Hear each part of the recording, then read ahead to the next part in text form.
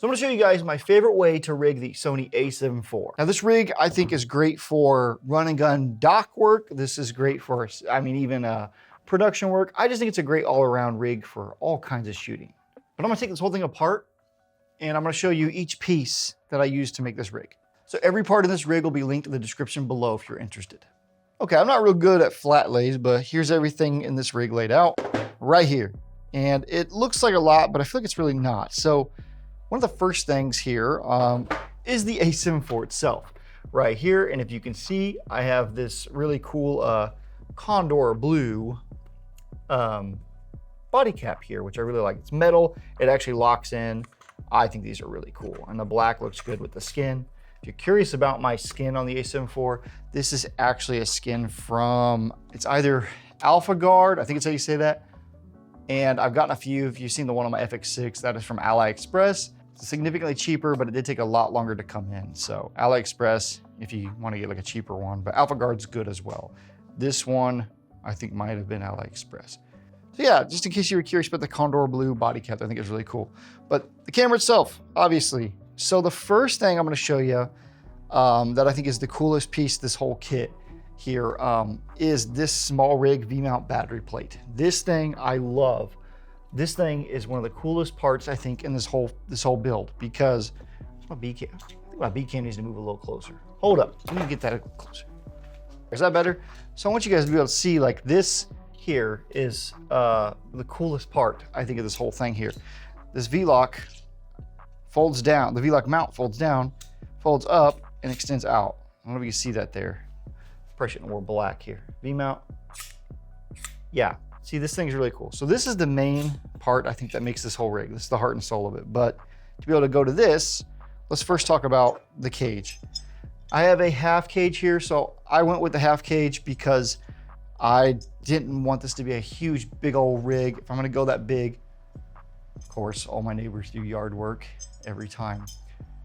Every time I go in to shoot, they always choose to do yard work, either weed eating, mowing, or leaf blowing. So I apologize for that sound. Hopefully I can take a little bit of that in post. So this is the SmallRig half cage here, and I like this half cage. The half cage just kind of goes right over it like this. And then what's cool about this, actually I have it laying right here. I don't know if you can see here, this comes with a little tool that is magnetic that goes into the bottom and stays there too, and it works as a flathead. So you can use that to tighten in this bottom screw here. Now this cage only has this one, well, this camera only has this one mounting point here. And that is in, and I like that that just goes in right here. You don't have to worry about it. Okay, so that's the half cage. That's the half cage on the a7 IV here. So now with this plate thing I just showed you, oh my gosh, that mower sounds like it's right outside my house. This V-mount plate I just showed you is actually really cool. Now this has this little, I think it's somewhat of an Arca Swiss. I don't know what you call this, but it slides on from the side. And as you can see, it goes on like that. And then you line I love that there's a little line to show you where it's centered, and then you lock that. And that's that. And then this goes in, and that locks on the side there, and that can stay there. You can tighten down the V-mount.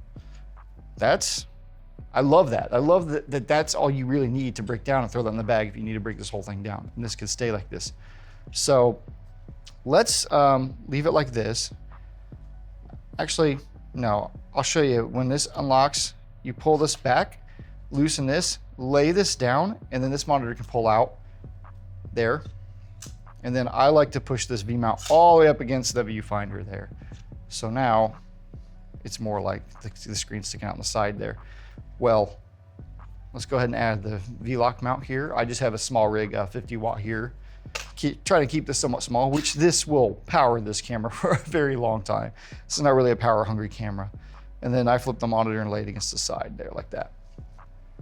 So now the first thing that I would want is a top handle. So I have this SmallRig top handle here. I like this one because it's got a lot of mounting points. It's got shoe mounts on the front and back, and it's got a little rubber back end under the fingers there, which I like. It's just a little more comfortable. It's a mix between that rubber grip and that durable metal. So I like that. And that goes on right here.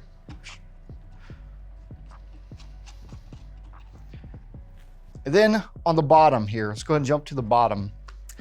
This has some mounting points here, this little V-lock mount area, but I'm using this little small rig base plate, and this only has one 3/8 mount on this here, and this can go, I don't know which way is the front. I've seen it mounted more like this. I think it's how they have it listed on their website. It doesn't matter. Whatever works, works. We're rigging up here. Some of my favorite tools, the Tilta multi-tool here. So it comes in the sage green, the green color that I like here. It's our brand on the channel, if you haven't noticed. So the base plate's on there now, and actually need to tighten that up. Okay, and then I only have, usually I would like to have 2 screws on this. I only have the one on here, so just to pretend I have 2, the 1/4 inch and a 3/8, but I'm gonna go ahead and just put this on. All right, so now we got our base plate. Let's go ahead and add the lens here. So the lens I have today, you'll probably notice the thumbnail. I'm using the Nightwalker lens, which I just sold it. They're great lenses, I love them, but for now I just have the SLR Magic. Okay, so we got the lens mount. Honestly, like this right here is good enough to use if you need, like you can walk around like this. I like this, it works, super compact. So next, let's talk power actually. Let's talk power. I got this, it's a Z-mount to D-tap adapter here. And then what I like about the A7 IV is that base plate that just completely disconnects off the bottom there. So then pop this in here. And then this D-tap is on the side of this battery here. So all this extra power cable here, what I end up doing with it is I pull back the, where's that little lever? I pull the battery back. You can see this here. I'll pull that battery back, and then I take all this extra cable and just kind of tuck it in behind here, and then push that monitor up against to kind of hold these cables in place. And it's just kind of like all tucked in. It looks a lot cleaner there. And we got that there. So now we have power. So this, honestly, this rig here, I think would, you could run like this. This green sucks on the A7 IV though. So now to add that follow focus, I have 2 rods here. I have a smaller one to keep it compact, but I actually pulled out my longer one here. Go ahead and use the longer one. This, I just have one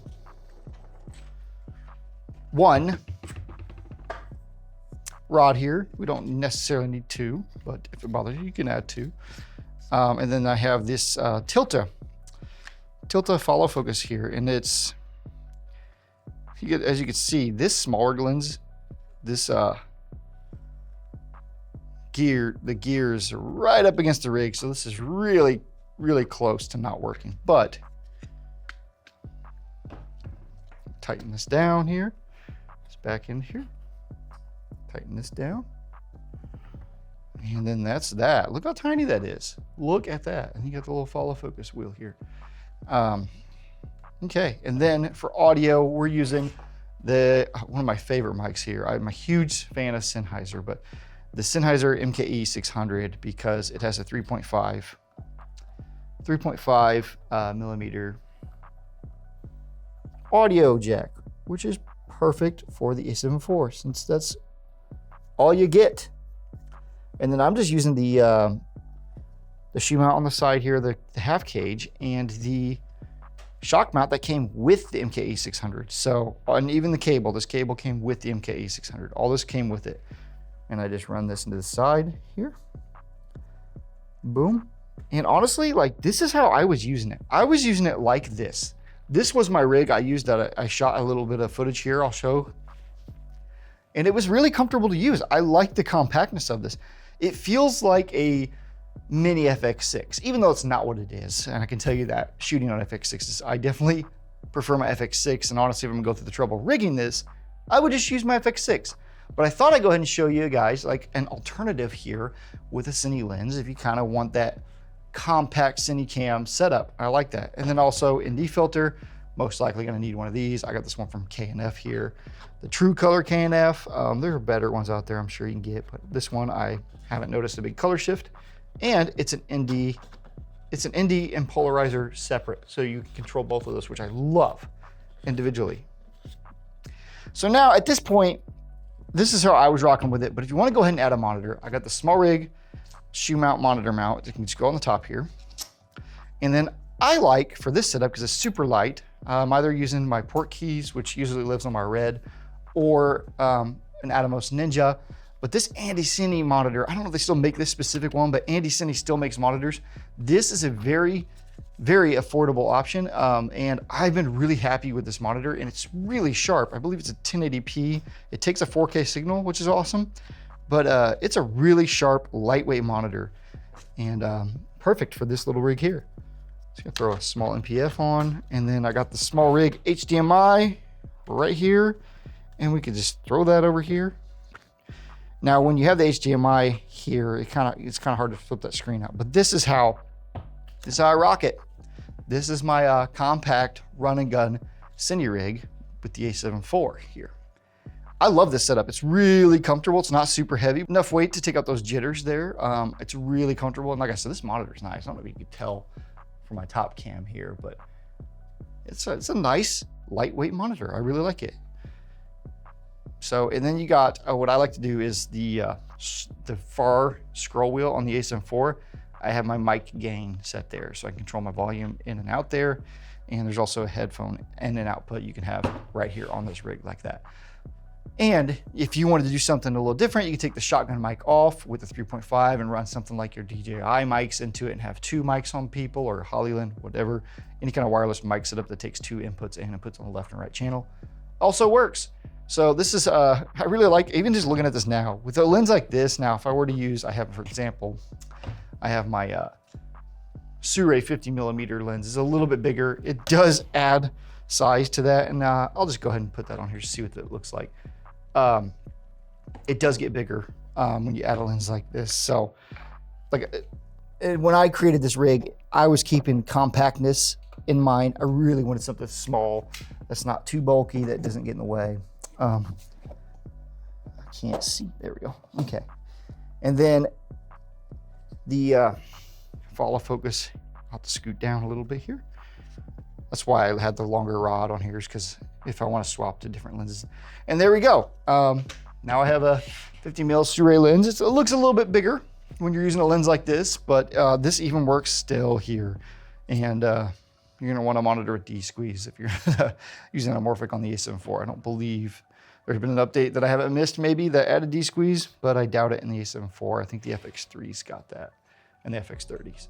So, yeah, I love the compact lenses on this. So the Nightwalkers pair great with this kind of rig. I did a video on that where I reviewed the Nightwalker and used this kind of rig here, if you're curious to see that. But yeah, and I recently got this other small rig follow focus here. This is it's more of an upgrade. I like this small rig one. It's a little more expensive, but it's got a little hand rest on the side too. It's a little more expensive, like I said. I think it's like $150. It's for follow focus, pretty expensive. But this one from Tilta works just fine. But yeah, so that is my run and gun. I would call this more of like a run and gun documentary rig for the A7 IV. If you guys like this kind of content, let me know in the comments below. I like watching rigging content because it gives me a bunch of ideas. Even if you don't like this rig itself specifically, maybe there's 1 or 2 things you did like that you can implement on your rig. So that's all I got for this one. I'll catch you guys in the next one.